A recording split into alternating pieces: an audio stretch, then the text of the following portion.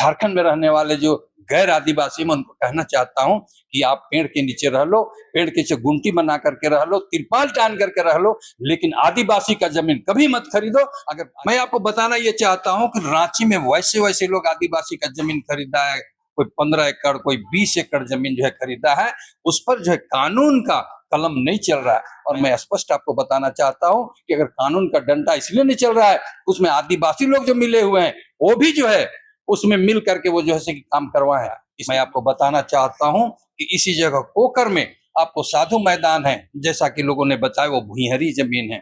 उसके बाद आप कांके के चले जाइए उलातू में, वहां पर जो है एक आदमी है, वो जो है वृंदावन कंस्ट्रक्शन के नाम से जो अपना कंस्ट्रक्शन चलाते हैं, वो उन्होंने जो 65 एकड़ जमीन उन्होंने लिया है।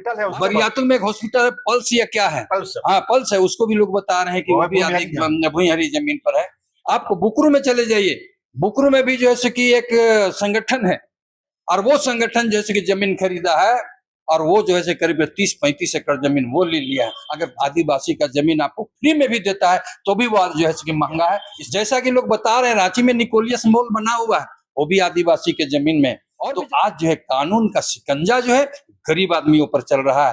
वो गरीब आदमी जो रेजा का काम करता है, कुल्ली का काम करता है, नाई का काम करता है, 10-10 रुपया, 20-20 रुपया इकट्ठा करके अपना आसियाना बसाने के लिए, अपने बाल बच्चों को इज्जत आबरू से रखने के लिए वो जो है सो जमीन खरीदा, उसमें कानून चला। लेकिन दोस्तों, रांची और पूरे झारखंड में एक बड़ी आबादी ऐसी है जो ट्राइबल लैंड पर बसी, और इसमें ऐसे लोगों की संख्या ज्यादा है जो खोमचा वाले हैं, ठेला वाले हैं, चाय गुमटी वाले हैं, पान गुमटी वाले हैं। कहा जा सकता है कि समाज का जो सबसे डिप्राइव्ड सेक्शन है, सबसे वंचित तबका है, यह उनकी आबादी है। आप समझ सकते हैं किस कदर वे अपना पीढ़ियों का जो संपदा है या 2-2 कौड़ी जमा कर उन्होंने इस जमीन को खरीदा होगा। निश्चित रूप से गैर कानूनी है, लेकिन बड़ा सवाल यह है कि खरीदने वाला कौन था, बेचने वाला कौन था। जो ट्राइबल लैंड सारे बिक रहे हैं, वो बिक्री करने वाले दलाल भी तो आदिवासी ही होते हैं, और जो परिवार बेच रहा है वह भी तो आदिवासी ही है। सिर्फ इसलिए कि वह कानूनन सही नहीं है। 4 पीढ़ियां, 5 पीढ़ियां से बसा परिवार अचानक बुलडोजर आता है और बेघर हो जाता है। रांची के काके की बात करें, मधुकम की बात करें और अरगोड़ा की बात करें, तमाम जगहों पर इसी तरह से ट्राइबल लैंड पर बसे घर पर बुलडोजर चलते दिख रहे हैं, और कहा जा रहा है, एक आवाज आ रही है कि आपने सीएनटी एक्ट का उल्लंघन किया है, कानून का उल्लंघन किया है, इसलिए यह फजीहत आपको झेलनी पड़ रही है। लेकिन यह फजीहत उस परिवार पर कितनी भारी पड़ रही है, यह समझने की बात है। इस वक्त हमारे साथ समाजवादी पार्टी से मुस्तफा अंसारी जी जुड़े हैं, और मुस्तफा अंसारी लगातार इस तरह की खबरों पर निगाह बनाए हुए हैं। उनकी कोशिश होती है कि कम से कम जो बेघर हो रहे हैं उनकी व्यथा को सुना जाए, और इस कठिन घड़ी में इसका कोई रास्ता निकाला जाए। तो मुस्तफा जी, पहले तो आपको बहुत बहुत बधाई, आपने समय दिया। इस तरह की जो खबरें आ रही है आपके पास, तो खैर आप इस पे काम कर रहे हैं, तमाम कहां से खबरें आ रही है? देखिए, आपके चैनल के माध्यम से मैं तमाम झारखंड वासियों को और आपको जोहार, सलाम और आदाब करता हूँ। आपने जिस विषय वस्तु लेकर के आपने मुझसे प्रश्न किया है, ये प्रश्न तो बहुत ही गहरा प्रश्न है और बहुत बड़ी समस्या है। ये आपको मैं बताना ये चाहता हूँ कि मैं एक सामाजिक कार्यकर्ता होने के नाते और एक समाजवादी पार्टी का एक वर्कर होने के नाते मैं अपना जिम्मेवारी को निर्वहन करने के लिए, जब मैं देखा कि झारखंड में इस तरह की जो है बातें हो रही है, लोग जो करा रहे हैं। जब आज़ादी हुआ, आज़ादी के बाद से लोगों ने जो है आदिवासी को जमीन को खरीदा, और खरीदने के बाद जो है घर और मकान बना करके जो है लोग रह रहे थे। आप अगर पूछिएगा तो ये पीढ़ी दर पीढ़ी से लोग रहते आ रहे हैं। और मैं आपको जो है ऐसा जगह पर ऐसी बात करना चाहता हूँ, ले जाना चाहता हूँ, ताकि आपके माध्यम से जो जनता के बीच में जो संदेश जाएगी, वो जो है लोग जानेंगे कि सही माने में क्या हुआ है। मैं आपको बताना चाहता हूँ, मेरा देखा हुआ बात है कि गांव में या शहरों में जो आदिवासी है, उस समय तो लोगों के पास पैसा भी नहीं था, और लोगों के पास जो है काफी गरीबी थी, गुर्बती थी।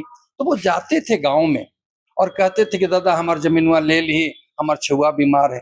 दादा हमारे जैसे कि जमीनवा 5 डिसमिल ले ली से जैसे कि हमारे बेटा मन के फीस देवे के है। और जो है और भी बहुत तो शादी ब्याह में भी लोग जाते थे और कहते थे काका हमार जमीनवा ले ली, हमार जे बेटी कर ब्याह है, अगर नहीं देवी पैसवा तो कहाँ से होते। तो इस तरह से कर करके इन लोगों ने जो है लिया। लेकिन उस समय जो दादा काका कह करके लिया, उनके अंदर एक ईमानदारी थी, उनके अंदर में एक जो है अगर कही जाए तो ईमानदारी का एक प्रकाष्ठा था कि ईमानदारी के बुनियाद पर उन लोगों ने जो है उनको दिया। मैं तो स्पष्ट कहना चाहता हूं कि जो सीएनटी एक्ट तो बहुत पुराना जो है वो कानून बना हुआ है, लेकिन जब लोग खरीदा तो उस समय सीएनटी एक्ट कानून को नजरअंदाज किया और हमारे जो आदिवासी जो पूर्वज थे उन लोगों ने जिन लोगों ने जमीन दिया है वो जो है उन पर काफी विश्वास किया कि कानून अपने जगह पर है, लेकिन ये जो है गांव के एक सम्मानित व्यक्ति हैं, एक जमींदार हैं और इन्होंने जो जमीन हमको दिया है तो कहीं भी कोई दिक्कत नहीं होगी। और इसी उम्मीद से लोगों ने 5 डिसमिल 10 डिसमिल जमीन लेकर के घर और मकान बनाया।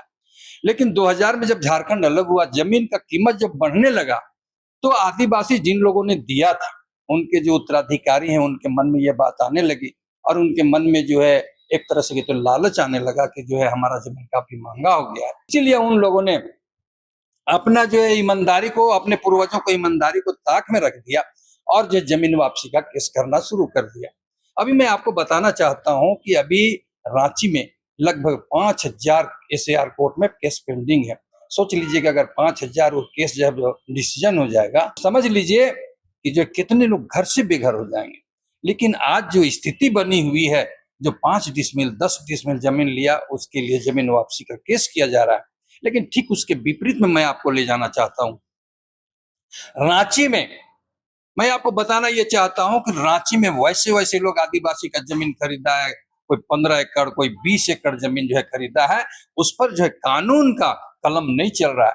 मैं आपको बताना चाहता हूं कि इसी जगह कोकर में आपको साधु मैदान है, जैसा कि लोगों ने बताया वो भुइहरी जमीन है। उसके बाद आप कांके के चले जाइए उलातू में, वहां पर जो है एक आदमी है वो जो है वृंदावन कंस्ट्रक्शन के नाम से जो अपना कंस्ट्रक्शन चलाते हैं, वो उन्होंने जो 65 एकड़ जमीन उन्होंने लिया है। आपको बुकरू में चले जाइए, बुकरू में भी जैसे कि एक संगठन है और वो संगठन जैसे कि जमीन खरीदा है और वो जो है करीब 30-35 एकड़ जमीन वो ले लिया है। जैसा कि लोग बता रहे हैं रांची में निकोलियस मॉल बना हुआ है, वो भी आदिवासी के जमीन में, और भी जरा बड़े बड़े जो फ्लैट बने हुए हैं सब आदिवासी के जमीन में है। बरियातू में एक हॉस्पिटल है, बरियातू में एक हॉस्पिटल है, पल्स या क्या है, पल्स, हाँ पल्स है, उसको भी लोग बता रहे हैं कि वो भी भुइहरी जमीन पर है। तो आज जो है कानून का शिकंजा जो है गरीब आदमियों पर चल रहा है। वो गरीब आदमी जो रेजा का काम करता है, कुल्ली का काम करता है, नाई का काम करता है, 10-10 रुपया 20-20 रुपया इकट्ठा करके अपना आशियाना बसाने के लिए, अपने बाल बच्चों को इज्जत आबरू से रखने के लिए वो जो है सो जमीन खरीदा, उसमें कानून चला। लेकिन जितना भी हमने आपको बताया वो जो बड़े बड़े जो पूंजीपति लोग हैं वो खरीद करके रह रहे हैं, वो जो है उनके ऊपर कानून का वो डंडा नहीं चल रहा है। और मैं स्पष्ट आपको बताना चाहता हूं कि अगर कानून का डंडा इसलिए नहीं चल रहा है, उसमें आदिवासी लोग जो मिले हुए हैं वो भी जो है उसमें मिल करके वो जो है काम करवाएं। इसलिए मेरा एक अभियान चला है और लोगों तक आपके माध्यम से मैं मैसेज पहुंचाना चाहता हूं। जो हमारे झारखंड में रहने वाले जो गैर आदिवासी, मैं उनको कहना चाहता हूं कि आप पेड़ के नीचे रह लो, पेड़ के नीचे गुंटी बना करके रह लो, तिरपाल टान करके रह लो, लेकिन आदिवासी का जमीन कभी मत खरीदो। अगर आदिवासी का जमीन आपको फ्री में भी देता है तो भी वो जो है कि महंगा है। इसलिए मेरा एक अभियान चला हुआ है सभी जगह और मैं जगाने का काम कर रहा हूँ। और जगाने के काम करके मैं बताना ये चाहता हूँ कि आदिवासी का जमीन आप जो है मत खरीदो। हमारे जो झारखंड के प्रभारी हैं समाजवादी पार्टी के, आज मैंने फोन करके उनको कहा है कि अभी जो है 20 तारीख से सत्र चल रहा है, झारखंड जल रहा है और झारखंड का स्थिति जो है कि बहुत ही भयावह है। इसलिए आप पार्लियामेंट में इस बात को उठाइए और झारखंड को आप जलने से बचा लीजिए, नहीं तो झारखंड जो है कि जल जाएगा। उन्होंने आश्वासन दिया कि पूरा डिटेल आप लेकर के आइए, हम लोग इस बार जो भी लोकसभा चलेगा उस लोकसभा में हम लोग उठाने का काम करेंगे। आपने बातें वो ठीक है अपनी जगह, पर एक सवाल जो उठता है हमारे जहन में उठ रहा है, तमाम सरकारें आती हैं, तो सपा की सरकार हो, बसपा की सरकार हो, राजद की सरकार हो, जेएमएम की सरकार हो, नारा तो आप लोग का ही रहता है दलित, आदिवासी, पिछड़ा, और इसी नारे के साथ सत्ता में आते हैं। यहाँ भी सरकार उसी नारे के साथ सत्ता में आई है। ये जो बसने वाले हैं, जिनकी घरें उजड़ रहा है, जिनका आशियाना, ये भी दलित है, माइनॉरिटीज है, पिछड़ा है। आखिर इनकी पीड़ा क्यों नहीं समझी जाती? क्या सब कुछ कानून के दायरे में होगा, या फिर जब स्थिति विकराल हो जाए तो उसका उस घाव का ऑपरेशन के लिए या ठीक कैसे हो उसके लिए उसका ऑपरेशन भी करना पड़ेगा, नियम बनाने पड़ेंगे। देखिए, आपने कहा ना कि जितने भी पॉलिटिकल पार्टी, जितने भी राजनीतिक पार्टी हैं, सभी जो है इसी नारा को लेकर के सरकार में आते हैं और सरकार चलती है और नारा लेकर के आते हैं और उसके बाद भूल जाते हैं। एकदम बिल्कुल आपका स्पष्ट कहना है। लेकिन मैं बताना ये चाहता हूं आपको कि यहाँ जो है इंडिया गठबंधन की सरकार है, कांग्रेस में शामिल है, जेएमएम शामिल है और भी दल लोग शामिल है, राजद शामिल है, हमारा भी नैतिक समर्थन है समाजवादी पार्टी का। कोई भी आदमी खड़ा नहीं हुआ, यहां तक कि जिनको सरकार में जीता करके लाया वो भी जाकर के असेंबली में उन्होंने कहा है कि सादा बिक्री पट्टा और सादा हुक्मनामा नहीं चलेगा, आदिवासी का जमीन खाली करवाएंगे कह करके। और यहाँ जब खाली करवाया जा रहा है, घर टूटा जा रहा है, आशियाना उजड़ते जा रहा है, और जब उनका घर टूटता है तो वो रोता है। लेकिन कोई भी पॉलिटिकल पार्टी आवाज उठाने का काम नहीं किया, लेकिन समाजवादी पार्टी उठाने का काम किया है और समाजवादी पार्टी इस लड़ाई को आगे तक ले जाएगा। सिर्फ नारा ही नहीं रहेगा, जैसा आपने कहा कि आपने नारा देकर के लोग आते हैं, लेकिन और पॉलिटिकल पार्टी और हमारा पॉलिटिकल पार्टी में आपको जरूर भिन्न दिखेगा। और इंडिया गठबंधन के हिस्सा तो आप भी हैं ना, आप गठबंधन के अंदर ये सवाल क्यों नहीं पूछते हैं कि हम जिस नारे के साथ आए, जिस दलित के नारे के साथ आए, पिछड़ा के नारे के साथ आए, और रांची और तमाम शहरों में झारखंड को वही तबका मिट रहा है, उसका आशियाना छीना जा रहा है, इसका समाधान क्या होगा? सवाल ये नहीं है कि 5,000 आदिवासियों जो परिवार बसे हुए हैं वे बेघर हो जाएंगे, सवाल है कि उनकी जिंदगी भर की पूंजी चली जाएगी। कोई तो रास्ता निकालना पड़ेगा इसका। देखिए, आपने कहा ना कि भाई आपने जो है क्या कदम उठाया। आज से करीब करीब जब ये लोगों का घर टूटना स्टार्ट हुआ तो हम लोग सीरियस हुए, प्रोग्राम किया, आपके मीडिया के माध्यम से सीएम तक पहुंचा और हमने सीएम को 8 पॉइंट पर लिख करके दिया। अच्छा, 8 पॉइंट पर हमने लिख करके दिया। हमने कहा है कि जो आदमी का घर टूटा उसका कंपनसेशन दिलवाने का काम करिए, जो कोर्ट में पेंडिंग है उसको जो है फाइनल करवाइए, और जो बड़े बड़े पूंजीपति लोग जो इकट्ठा करके और जो है काफी जमीन जो है लिए हुए हैं उस पर भी इंसाफ कीजिए। इस तरह से हमने 8 पॉइंट पर हमने माननीय मुख्यमंत्री को लिख करके दिया है, और अगर ये करेंगे तो ठीक है, नहीं तो मैंने बताया ना, हमारे जो है उत्तर प्रदेश में 37 एमपी है, 13 राज्यसभा के मेंबर है, 150 हमारा जो विधायक है। ठीक है, हमारी सरकार यहाँ पर नहीं, अगर सरकार हमारी नहीं सुनेगी यहाँ पर तो हम लोग जो पार्लियामेंट में उठाएंगे। राष्ट्रपति महोदया को भी हम लोगों ने लिखित देने का काम किया। इस बार जब 20 तारीख से चलेगा सेशन, उसमें झारखंड की बात उठेगी। और झारखंड का अगर लोग जल रहे हैं, क्या इसी दिन के लिए झारखंड जो है अलग हुआ था? झारखंड में आदिवासी हैं, दलित हैं, तमाम लोग हैं, सब लोगों जैसा आपने कहा, तो उसके लिए तो हम आवाज बनेंगे। आवाज झारखंड के गठन में उन दलितों की, उन पिछड़ों की भी उतनी ही भागीदारी रही है, वे किसी से कमतर नहीं रहे हैं झारखंड मूवमेंट में। तो क्या इस हालत में सपा प्रमुख अखिलेश यादव एक फोन कर दे सीएम हेमंत को तो ये जो 10,000 20,000 परिवार है इनकी जिंदगी में एक रोशनी नहीं आ सकती? देखिए, जहां तक अखिलेश जी की बात, मैंने उनसे बात किया है और तमाम चीज से मैं अवगत करा दिया है, और जितना भी वो न्यूज प्रकाशित हुआ है, चाहे यूट्यूब पर हुआ है या अखबार में आया है, सारा हम लोग कटिंग भेज दिया है और 20 तारीख की तैयारी हो रही है। जैसा कि आपने कहा कि यहीं के लोगों ने वोट दिया, यहीं के लोगों ने जीता है, मैंने भी इस बात को कहा है कि उसके लिए आपने जो असेंबली में आपने जो प्रस्ताव लाया है, जो आपको जो है इलेक्शन में जो वोट दिया और जिताया, उसी के खिलाफ आपने लाया है। तो अगर मान लिया जाए कि अगर इनके साथ नाइंसाफी होगी, इनका जो बात को नहीं सुना जाएगा, इनके साथ अत्याचार और जुल्म होगा, तो आने वाला दिन में देखिएगा उनको भी जवाब देने के लिए तैयार है। जब मान लिया जाए कि यहाँ आशियाना टूटेगा, तो अगर उसकी घर उजड़ेगी तो उनके अंदर में दर्द होगा, तो वो दर्द जब कराएगा, और वो जब कराएगा तो इसका जो है उनको लगना ही लगना है। और जहाँ आपको जो है 28 विधानसभा ऐसा है जहाँ की रिजर्व है, वहां से हमारे आदिवासी भाई ही जीत करके आते हैं, और हमारे ही वोट से, दलित से, अकलियत से, पिछड़ी जाति से जीत करके आते हैं। अगर वो नहीं सुधरेंगे और इनका आवाज नहीं बनेंगे, इसलिए कि एक जनप्रतिनिधि का जो दायित्व होता है, उस दायित्व को अगर नहीं निर्वहन करेंगे तो जनता भी इनको जवाब देने के लिए तैयार है। मैं आपको बता रहा हूं, अभी ओरमांझी में 10 आदमी को नोटिस हुआ है, अभी और जगहों पर नोटिस हो रहा है। अगर इस तरह से अत्याचार और जुल्म होगा तो मैं समझता हूं कि एक कोहराम मचेगा और इसका टकराहट जो है शुरुआत हो गई है। मैंने पहले ही कहा था कि अगर इसको आप नहीं समेटेंगे, इसके लिए अगर रचनात्मक काम नहीं करेंगे, इस पर गंभीरता से नहीं लेंगे, तो झारखंड जो है जलेगा, और जब झारखंड जलने लगेगा तो आपका हाथ से भी बाहर हो जाएगा। अभी आपने देखा होगा, कल मैंने देखा है कि आपको टांगर बसली में भी जो है आदिवासी नन आदिवासी में झमेला हो गया।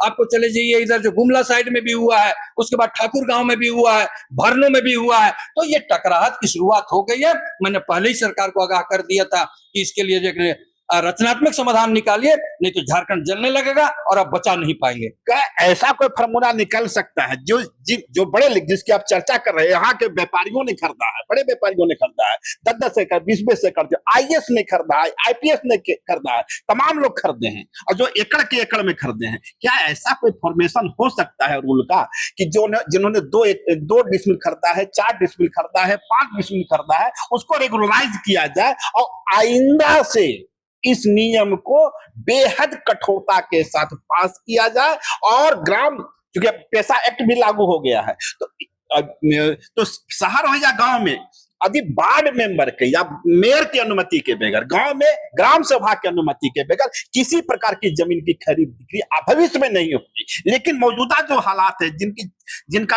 आशियाना खतरे में है, वैसे तमाम लोगों को रेगुलराइज किया जाए। देखिए, मैंने लिखित में यह भी दिया है कि सीएनटी एक्ट जो है उसमें संशोधन किया जाए, और जो शहरी क्षेत्र है उसमें कम से कम शहर के रहने वाले लोग या गांव के रहने वाले लोग हैं, उनको 10 डिसमिल 15 डिसमिल जो है उनको देने का प्रावधान किया जाए।